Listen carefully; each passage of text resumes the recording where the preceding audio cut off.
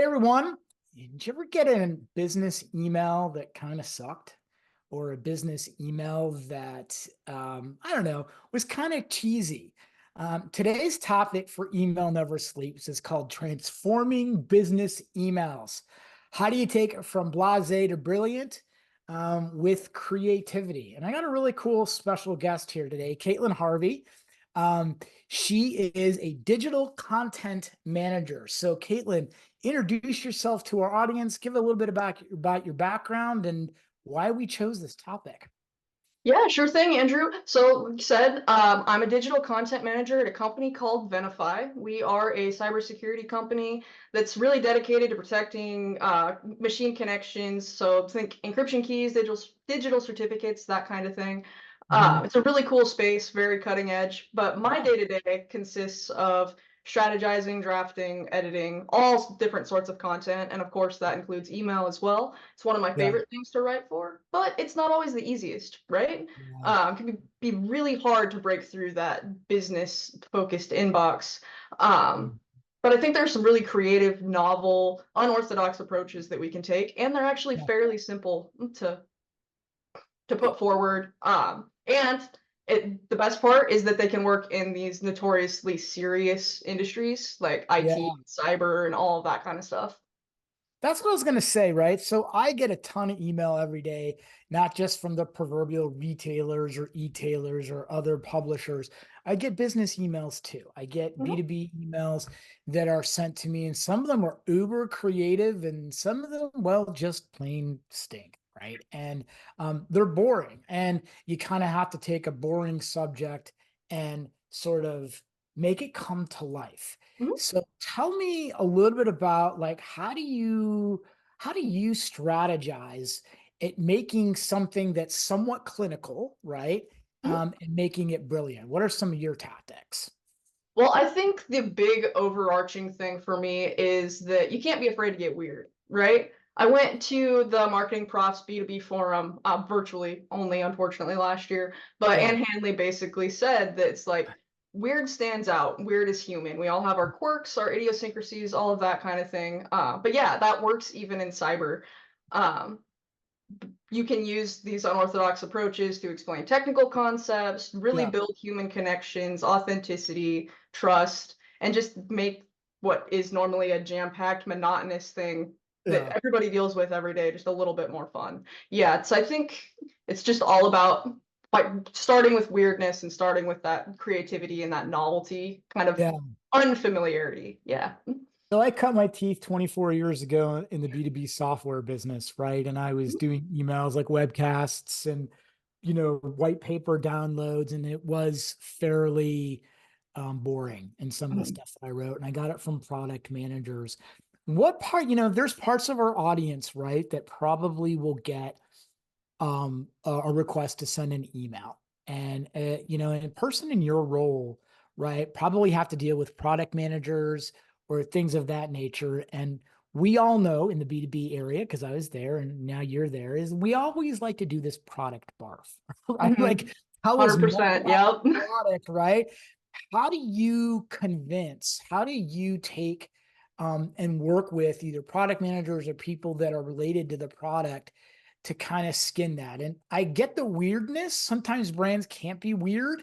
Yeah. Um, but what's your process for getting an email out the door and or convincing people that you need to take a different approach today? Yes, it's a great question, especially when you're in like a super technical field like Venafi is. You don't Mhm. really like you want to figure out how you can say it straight Mhm. first, Yeah. and then figure out your spin. Like really look through what product marketing and that product manager like provide you. Is there one specific insight, Uh-huh. like just one thing that you can focus on that you can then spin in that way to really resonate as much as you can, to be as relevant as you can. Sometimes it just takes one thing. You don't have to try to list everything in the email. It's just that singular thing that Mhm. you can then spin in a compelling way.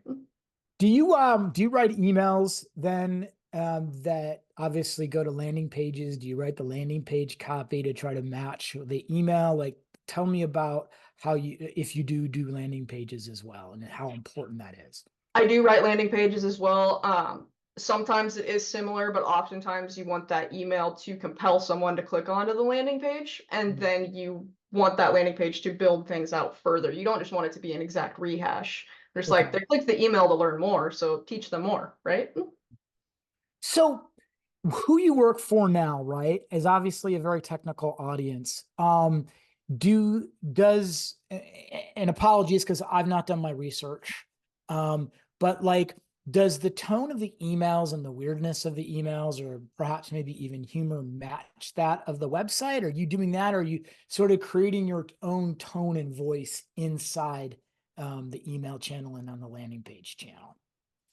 I mean, we do, I guess we would strive for, say, like business casual. So Okay. maybe like khaki level, but not like a Yeah. full three-piece suit level. Right. We don't want Right. stuffy, jargony speak unless the jargon is actually going to enhance it and we know our audience is going to get it. So Yeah. all of that, the weirdness, the unorthodox approaches, it all comes back to knowing those audience like insights. Right. Like you got to have that understanding in order to figure out what's going Right. to resonate the most. Yeah. Um, you talked a little bit about in our exchanges about what we wanted to talk about today, and you used the words, I want to discuss the creativity, the visual, and the visceral language.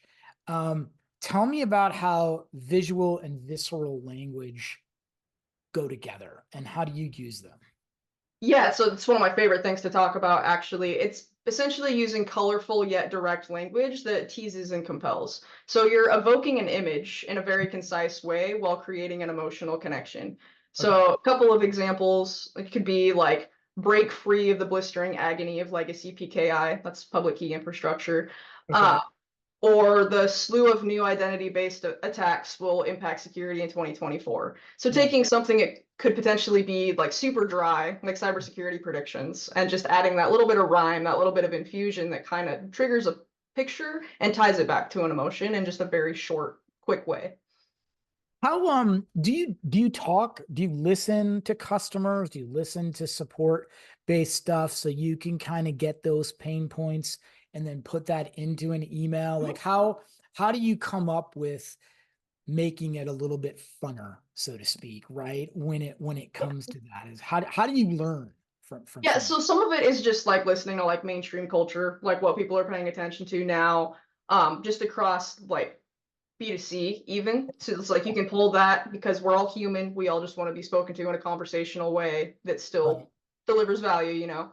But yes, I do voice of customer research. I read customer reviews. I look at um, contact submission forms from our website to see how people are saying things and spin that back into the messaging. So yeah, we are still speaking in their language, but we're just trying to elevate it in a little bit more fun, a little more disruptive way.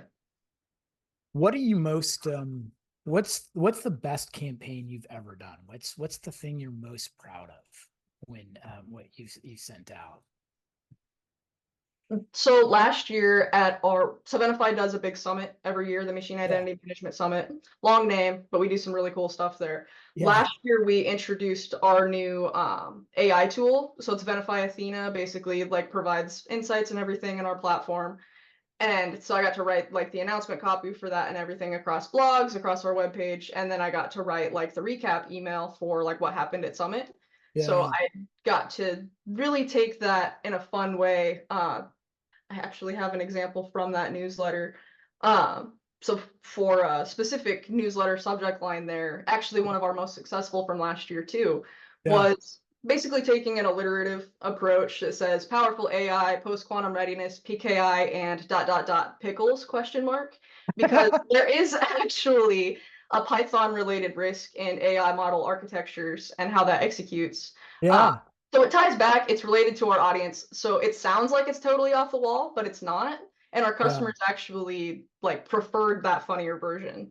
So Yeah. And I guess that's something what sometimes when I tell a joke to my wife and she doesn't get it and she'll be like, I guess you had to be there. That's one of those subject lines where you exactly. kind of have to be there, right? To completely understand it. The general consensus was somebody be like, what the hell is this? Right.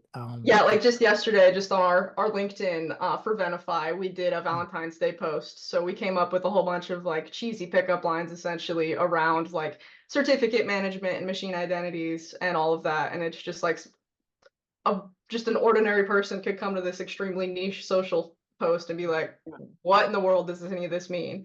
But our audience gets it and it clicks and makes them laugh. And Do you get feedback from your audience when you write stuff like this? Do they respond back? Because I used to read all of the threats, non-threats, and funny stuff that people would come back when I was in B2B software. Does anybody ping you not a back? whole lot of email replies, but on social, Um, when we tend to do some more of that out there stuff, we do tend to get largely yeah. nice feedback. Yeah.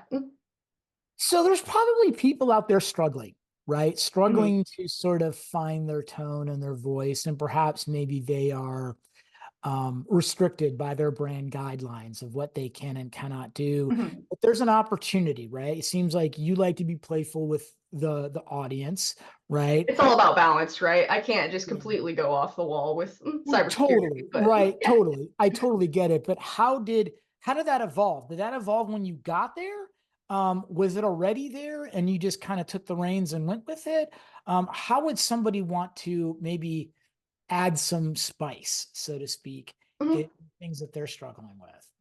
I think largely like if you are in one of these like tighter industries where you have to be a little bit more serious and everything, I think it kind of comes back to data. So like if you can convince leaders to actually let you test a couple of these things against some more straightforward approaches and see what works, if you can Yeah, start small and encourage testing, I think yeah. that can help you get a little bit further because we've been steadily doing that. So I started at Venafi in July of 2022. And Hmm. so obviously it's still a work in progress here as well. Like we can always do more, Yeah, but it's all yeah. about finding that balance and just kind of starting small. You don't have to attack everything at once. You said something that's near and dear to my heart, which is testing, right? And there's often this notion of, yeah, we know we need to test. The testing drums have been beating for 15, 20 years in this business. And we do some tests, and every once in a while we'll do some stuff. How has your testing evolved? Is it a consistent thing? Is it something that you just sort of read something about and started doing testing? Because there's probably a big portion of the people that are going to listen to this that are probably like, I don't even know where to start, right? Like, I know I should be. Maybe every once in a while I'll test an AB subject line, but tell Mhm. me a little bit about some of your testing methodologies and how you test into this sort of content. How do you make these emails better and better to perform? Mhm. Um, Tell me a little bit about your testing methodology. Sure, yeah. So I'm still working on building it like super consistently. Right now it's just a spreadsheet and I try to update it like bi-weekly as I meet with our marketing operations team to kind of see how things have been going. Yeah. But when I was first implementing it, which was like early last year, really, I was starting small with just subject lines. So Yeah. it's just like email's all about those little things, right? So Yeah. just like testing brackets versus not testing brackets, testing a particular word versus Yeah. a more straightforward approach. So one of the examples that I had last year that performed really well with like unfamiliar language was, I'm probably going to butcher this term, but anthropomorphizing. It's super long, super Okay. unfamiliar, but Yeah. pulled it from a quote from like a industry leader Oh, and decided to throw it in the subject line just to try it, and turns yeah. out that one was actually better than just like a straight stat in a sub in the subject. So Yeah. there were just little things like that. You don't have to test, you shouldn't test everything at once, actually. Yeah. Just try to do one thing here and there. Right. But Right. And that's what I think a lot of people struggle with is statistical significance and figuring mhm, sort of stuff out. What's interesting is that there's been this long running debate, and I've been on both sides of the fence before. I don't think there is some, best practice out there that everyone should follow. But that debate has been long about long copy, short copy, you know, length of email, how much copy you should put in there. And in your years of experience, and it's not like you just fell off and got into the digital content manager truck, right? You've been in this for a mhm. while. Um, I'm curious, what are your thoughts on longer copy, shorter copy in an email? What do you try to strike the balance for? It does kind of depend on the topic. Um, Okay. if I'm going a little more detailed, say like a longer report or that kind of thing, the email might reflect that a little bit with a few more points or a couple of stats, or even Yeah. like a pull quote from one of our subject matter experts that's been featured in it. Yeah. But if it's just say like a simple webinar invite, just a couple sentences, a couple bullets, and make it as compelling as you can. I'm pretty sure it was Mark Asher. He's a LinkedIn influencer. Mhm. He talks about writing with density. So it's just like making sure that every word earns its keep and every one of them like packs an emotional wallop, essentially. Yeah. Just like, and email's like a perfect place for that, right? Because we have such Yep. limited real estate Yeah. and limited attention span there that, yeah, I Because think it you have ultimately depends on what you're writing about. Well, because you have to get them to wherever they're landing for, right? So let's Exactly. just a webinar. If you're promoting a webinar on the B2B side, right, in business, the goal is not to tell them everything in that email and force that decision in the inbox. The goal is to get them to be like, huh, I want to learn a little bit more. And then you write a little bit longer form copy on the landing page. How critical are landing pages to you?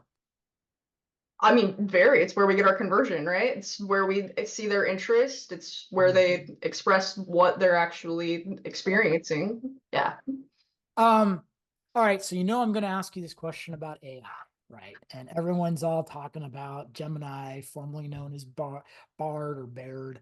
I think it's Bard. Chat GPT, and then all these other sort of AI-driven content machines. Yeah. I've had a couple of podcasts just centered around AI in general. But Okay. as a person that pretty much writes stuff for a living and does this sort of thing, um, how often do you use GPT or Gemini these days from writing copy or do you believe in it? Is it going to replace the copywriter in people? Because I have a strong opinion. I don't think it's going to replace copywriters. I think it is an additional tool in our toolbox to enhance and augment creativity, but I don't typically let it do the writing for me. Yeah. Sometimes I let it look for logic gaps, or if I need headline ideas, Yeah. I'll ask it to give me some starters that I can springboard off of, Yeah. but I never use it at face value. I always fact check it. Like I've explored so I've explored GPT, the free and the paid version. I've Mm-hmm. played with Bard. Pi.ai is a decent one that will ask you questions back and forth to have a really nice conversation when you're thinking through a topic. Mm-hmm. Uh, Claude is another good one when you want to just do short and concise. If you want to just kind of do as straightforward as you can, that's a pretty good one to use as well. But no, I don't fully let it take over the process, and I don't think it will for the foreseeable future. 100% agree. I've got terrible grammar. So I do a lot of writing. So Grammarly is my friend. But what I tend to do is look at different ways that GPT or any one of these others, how they would write it differently. And sometimes I'll take a little bit of that and make some changes Mhm. inside the copy that I'm writing. But I would never put in there like, write me a blog post about X or Y No. and then have it spit out and copy and paste it. And I think that's why some people are like, this stuff is great. It's going to reduce the time in my job. And I'm like, no, time out. I could tell now, believe it or not, I have a sixth sense about stuff. Like I know when stuff is written by these, right? And excludes, 100%. and it doesn't resonate, doesn't talk human as of yet. Yes, they're large language models. Yes, sometimes they're older content, but I don't really feel as if it's a huge game changer in copywriting. I think it's a huge game changers in other industries, Mhm. but I think we're riding this bandwagon these days that's a little too much to handle. All right, Caitlin, so let's wrap it up. I'm going to pose a scenario to you. You've got 500 people in front of you.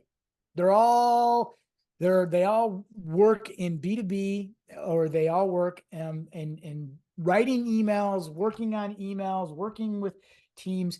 If you had to give somebody two pieces of advice, if you want to, you can put three. I don't care. What would you tell them?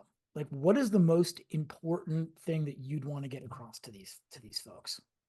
Right. Well, I think number one, it all hinges on knowing your audience. That resonance is going to rely on relevance, and Yep. it's only going to be more important as AI comes into the picture further and further as Gmail and Yahoo continue to implement those new rules. If you don't resonate, you're going to go to spam. People are going to unsubscribe.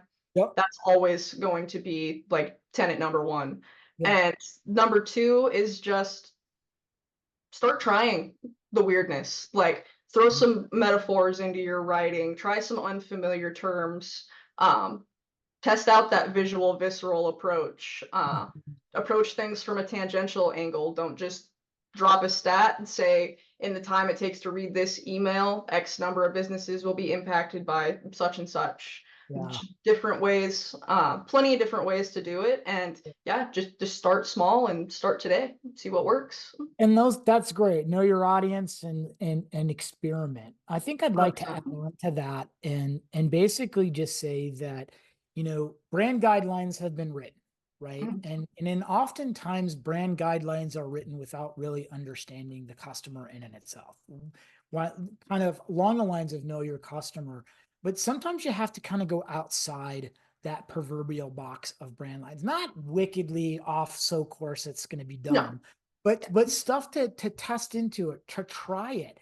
And oftentimes if you can prove that that worked through data, whatever your key KPI is, if it's registrations or clicks, or I don't really care, that way you can bring that data back to the person, whether it's a C-level person or whatever, and prove the fact that maybe we ought to sort of loosen the belt a little bit. And I think the second thing is I want to go along those lines of testing. A lot of times people want to do it, but don't know where to start. And I would say start extremely small, one test a Mhm. month. Just do one test a month to Yep. sort of get over that hump. I had a customer many years ago that they probably sent 7, 10 emails a week, all various different types of topics and offers and all this kind of stuff. Yeah. And they tested every single email from subject line to placement of the first storyline to a variety of other things. Mhm. And they got addicted to it and they learned a lot. And over the course of many years, we saw their program just take off from an engagement standpoint. Remember, it's about that person at the other end. I think that's really important. So look, folks, if you're out there, you're writing business, B2B emails, you're struggling, we'll obviously, like we do with every podcast here, tag Caitlin, give all the deets of where you can reach out to her. I'm sure you would offer some free advice, maybe some paid advice. I don't really know, right? So I think this is great because it's often the lost art, right, of email. And Mhm. a lot of people love to focus on the retail sector, which to me is easy. It's the B2B sector. That is the key driver, and we tend to overlook that.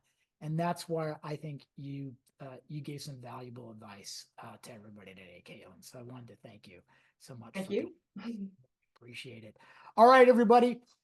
Thanks again for listening. Thanks again for supporting our podcast. Thanks again to Caitlin. Keep emailing the way you're emailing, but change it up just ever so slightly and watch things happen. Thanks again, everybody.